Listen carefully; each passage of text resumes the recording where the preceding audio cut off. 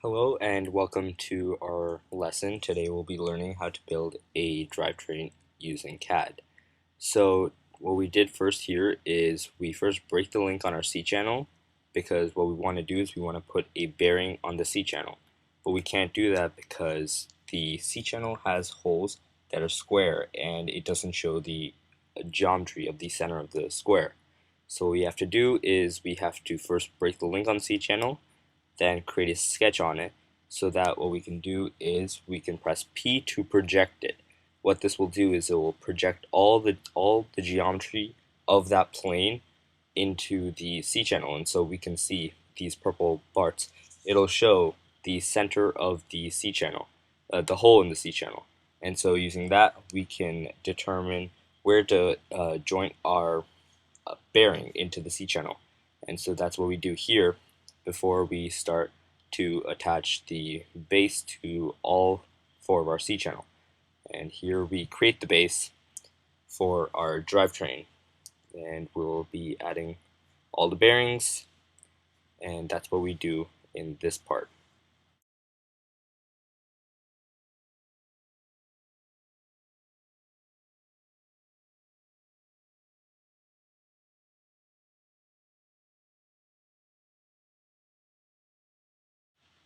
So what we're doing here now is we are adding our screws to our base because we want to be completely accurate to an actual drivetrain. And so we are adding it to the edge of the C channel, and what we're doing then is we're offsetting it to set it to be in the middle of the C channel.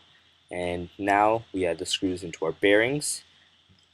Adding screws is more purely for cosmetics because screws really don't mean much in CAD.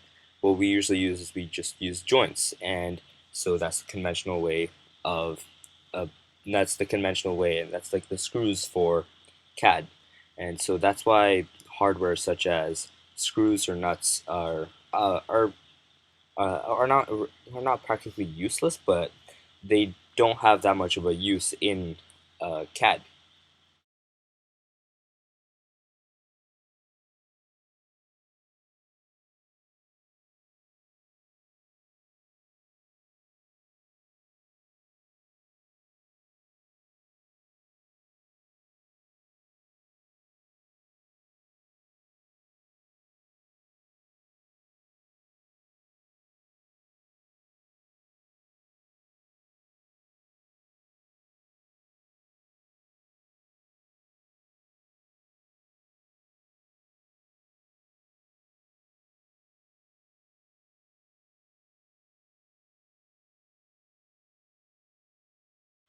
So what we do here is we start to add in our motors. Our motors are really useful because they add in how much space we actually end up using in our drivetrain. So what we have to do first is we have to make it into a rigid group. To make it into a rigid group, we right click on the motor in the sidebar on the left, on the list as you can see, and we right click on it and it shows up and shows all the options we can do with that motor. We could change its color and many more things, but what we need to do right now is we need to make it into a rigid group. From there, what happens is the entirety of the motor is now set into one group.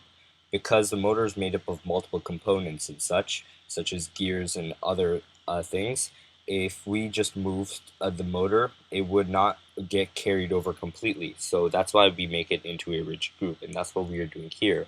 And as you can see, we start adding our screws.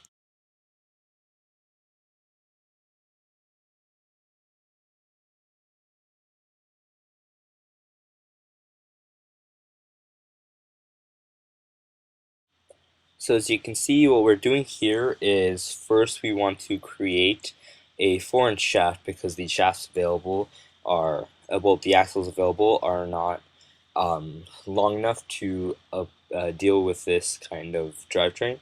And so what I did here was I copied it, but you shouldn't do that. You want to create a new page so then you can actually do this. So what we do first is first we get our 12-inch axle, or however long you want it. You want it to be bigger than the size that you want to end up with. So what I did first was I first broke the link on the 12-inch axle, and after that I activated the piece. That's pretty important. You want to activate the piece so that when you create a sketch on it, you create a sketch and use a 2-point rectangle so it goes completely over the entirety of the axle. And what happens then is we can actually create our 2-point rectangle, and we use the constraint formula to make it so that we can have it exactly on our point. And from there, what we can do is we can just finish the sketch and extrude our object to break our axle into a smaller part. And so that's how we do that. And from here, you can see me add in our wheels. After this, we just add spacings and our cortex. So what we do here is, again, remember from our motor lesson, we have to make sure to make our wheels a rigid group so that they don't end up falling off. Well, you don't end up picking up only one piece of it.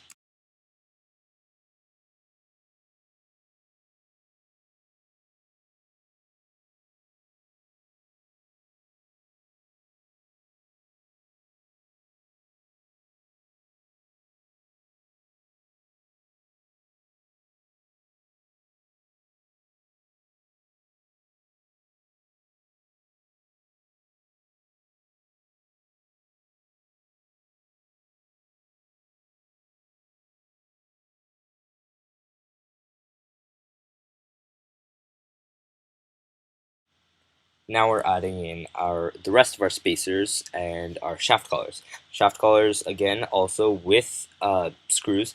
Practically spacers, shaft collars, and screws slash nuts.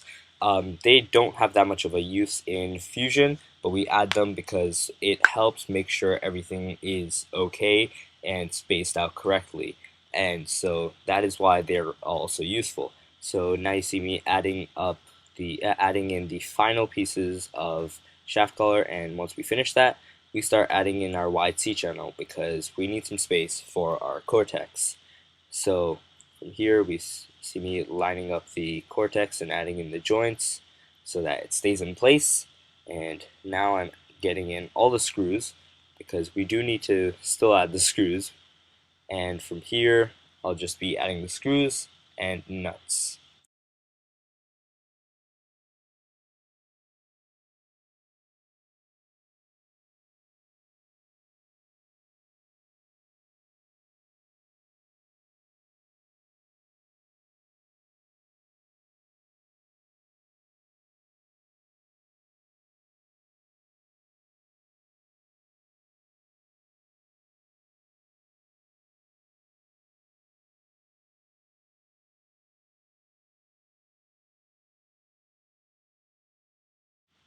Now, as you can see, we are finally adding in our cortex. This is the final part of our drivetrain.